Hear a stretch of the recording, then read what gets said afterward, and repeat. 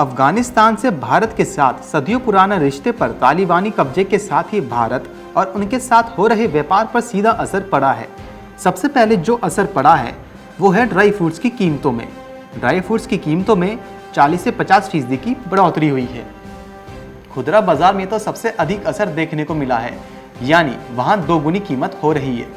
Dry fruits के दाम बढ़ने से दिल्ली के सबसे पुराने बाजार खारी बावली के थोक व्यापारियों की परेशानियां और बढ़ गई हैं। काबुल शहर से हर साल 300 करोड़ का कारोबार तो दिल्ली की खारी बावली बाजार से होता है, इसलिए वहां के व्यापारी के पास एडवांस में ही पैसा भी भेज गया है। लेकिन अब यहां के व्यापारियों की परेशानी बढ़ रही है। चिंता इस बात की है कि तालिबानी अब से किस तरह से व्यापार करेंगे।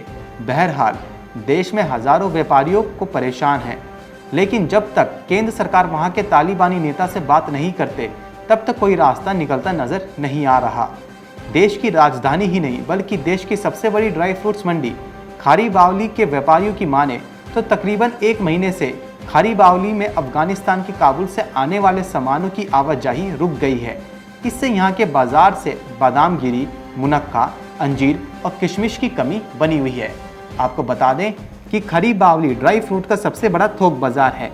इससे दूसरे हिस्से में भी अभी पुराने माल की सप्लाई हो रही है।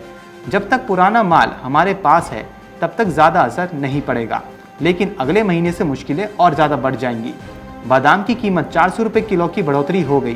पहले इसकी कीमत थोक में 600 रुपये किलो थी, अब 1000 रुपये किलो हो चुका है। अंजीर में 40% की बढ़ोतरी हो गई है।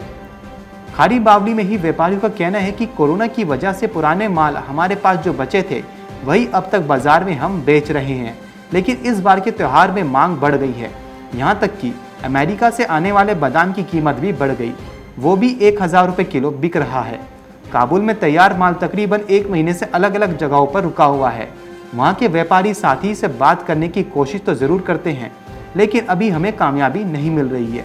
3 दिन पहले बात भी हुई थी, वो डरे हुए थे, कह रहे थे कि पहले अपने परिवार को बचा लें, फिर आपके साथ व्यापार की बात करेंगे। Bureau report, market times TV.